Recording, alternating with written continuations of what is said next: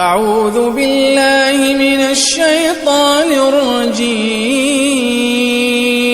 بسم اللہ الرحمن الرحیم وما خلقت الجن والانس الا ليعبدون ما اريد منهم من رزق وما اريد ان يطعمون اللہ هو الرزاق ذو القوة المتین۔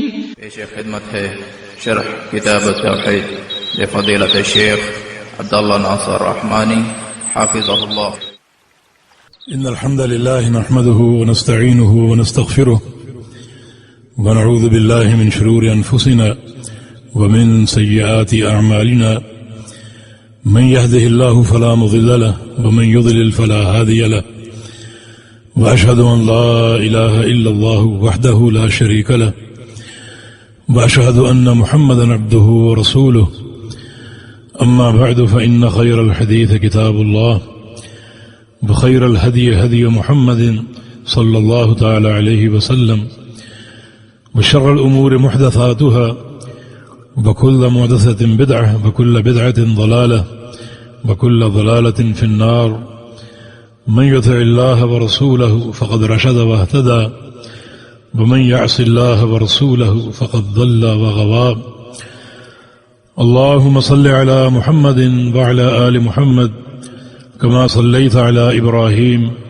وعلى آل إبراهيم إنك حميد مجيد اللهم بارك على محمد وعلى آل محمد كما باركت على إبراهيم وعلى آل إبراهيم إنك حميد مجيد سبحانك لا علم لنا إلا ما علمتنا إنك أنت العليم الحكيم رب اشرح لي صدري ويسر لي أمري واحلل عقدة من لساني يفقه قولي۔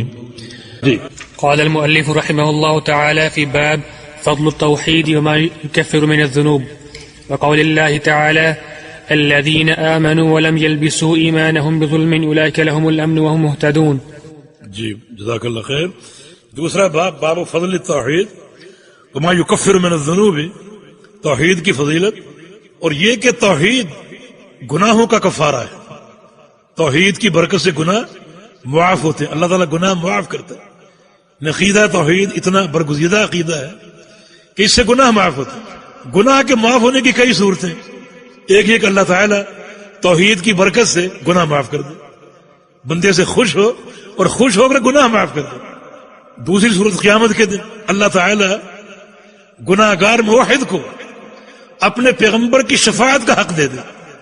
یہ حق موحدین کے لیے خاص ہے اگر وہ گناہ گار۔ ابو ہریرہ نے پیغمبر سے پوچھا من اسعد الناس بشفاعتک یوم القیامہ، کہ یا رسول اللہ صلی اللہ علیہ وسلم وہ کون خوش نصیب لوگ ہیں جن کی قیامت کے دن آپ شفاعت کریں گے، کون خوش نصیب لوگ؟ تو رسول اللہ صلی اللہ علیہ وسلم نے ارشاد فرمایا اسعد الناس بشفاعتی یوم القیامہ من قال لا الہ الا اللہ خالصا من قلبہ، میری شفاعت قیامت کے دن صرف ان لوگوں کو نصیب ہوگی جو لا الہ الا اللہ کہیں، بالکل خالص ہو کر، دل سے کہیں اور خالص ہو کر کہیں، کوئی شرک کی ملاوٹ نہ ہو، ایک ذرے کے برابر بھی نہیں، سوئی کے ناکے کے برابر بھی نہیں، شرک کی ملاوٹ نہ ہو، اور بالکل خالص اور مخلص ہو کر اس کلمے کو جانیں، پڑھیں، اس کا اقرار کریں، دل سے گواہی دیں اور عمل سے اس کی پوری ترجمانی کریں، تو ان لوگوں کو قیامت کے دن میری شفاعت کا حق نصیب ہو جائے۔ لکل نبی دعوت مستجابہ قد دعا بہا، اللہ نے ہر نبی کو ایک مستجاب دعا کا اختیار دے رکھا، کر لو دعا میں قبول کروں گا، ہر نبی کر چکا، میری باری آئی، اللہ نے مجھے بھی اس دعا کا حق دیا کہ تم بھی ایک دعا جو چاہو کر لو، میں وہ قبول کروں گا۔ مگر اللہ کے پیغمبر فرماتے ہیں کہ میں نے اس دعا کا حق دنیا میں استعمال نہیں کیا۔ اللہ اکبر، یہ امت سے محبت کی نشانی، دنیا میں استعمال نہیں کیا۔ جنگ احد میں بڑی کٹھن گھاٹی آ گئی تھی، نڈھال ہو کر گر گیا تھا، دندان ٹوٹ گئے، سر زخمی، چہرہ زخمی، اس وقت یہ حق استعمال کر سکتا تھا، نہیں کیا۔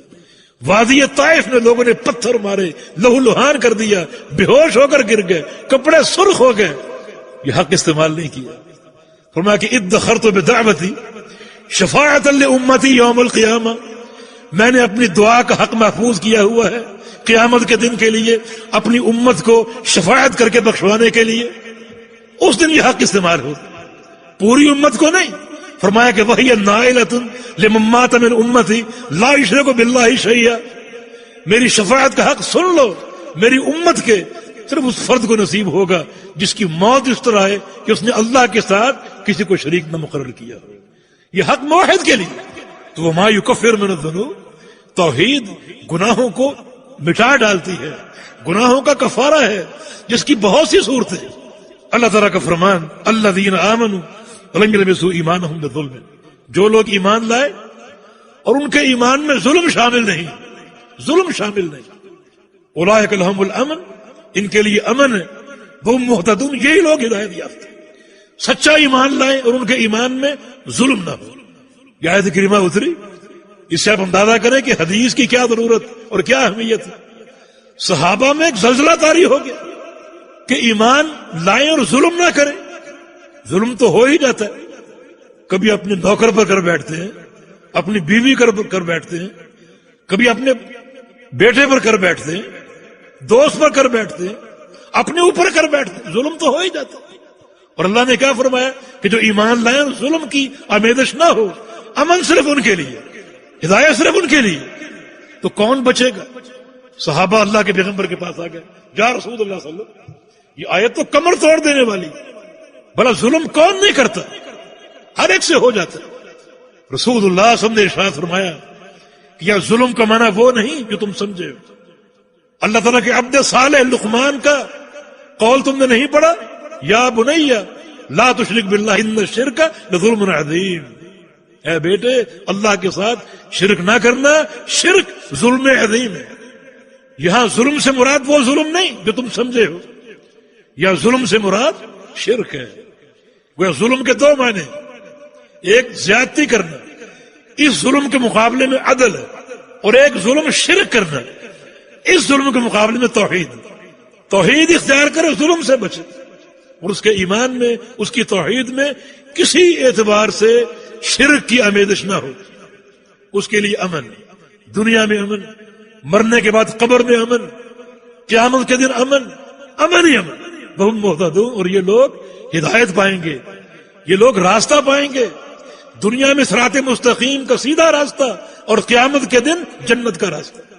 جنت کہاں ہے کوئی نہیں جانتا، کوئی نہیں جانتا. کوئی شخص اپنی مرضی سے جنت کی طرف جا کر دیکھے اس کو ملے گی ہی نہیں. جنت کس کو ملے گی؟ جس کو جنت کا راستہ اللہ دکھائے گا. وہم مہتدون، یہ لوگ ہدایت یافتہ ہیں، راستہ دکھائے جائیں گے. دنیا میں عقیدے کی سلامتی کا، اسلام کا، ایمان کا اور توحید خالص کا، اور قیامت کے دن جنت کا. جنت کسی کو نہیں ملے گی جب تک اللہ تعالیٰ راستہ نہ دکھا دے. الحمدللہ الذی ہدانا لہذا، جنتی جنت میں پہنچ جائیں گے، پھر کہیں گے کہ اللہ کا شکر جس نے ہمیں جنت کا راستہ دکھا دیا. وما کننا لنہتدی، ہم اس کا راستہ پا ہی نہیں سکتے. جنت کہاں ہے ہمیں معلوم ہی نہیں تھا، اللہ نے راستہ دکھایا. راستہ کس کو دکھایا جائے گا؟ الذین آمنوا، جن کی توحید خالص ہو، ایمان لے آئے، اور ان کے ایمان میں شرک کی رتی برابر بھی، ایک سوئی کے ناکے کے برابر بھی ملاوٹ نہ ہو. تو آیت کریمہ یہ توحید کی عظمت ہے. مانا ایک موحد انسان دنیا میں بھی امن میں ہے، ہدایت یافتہ ہے، قبر میں بھی امن میں، ورنہ قبر کا عذاب بڑا شدید ہے. بچاؤ چاہتے ہو توحید.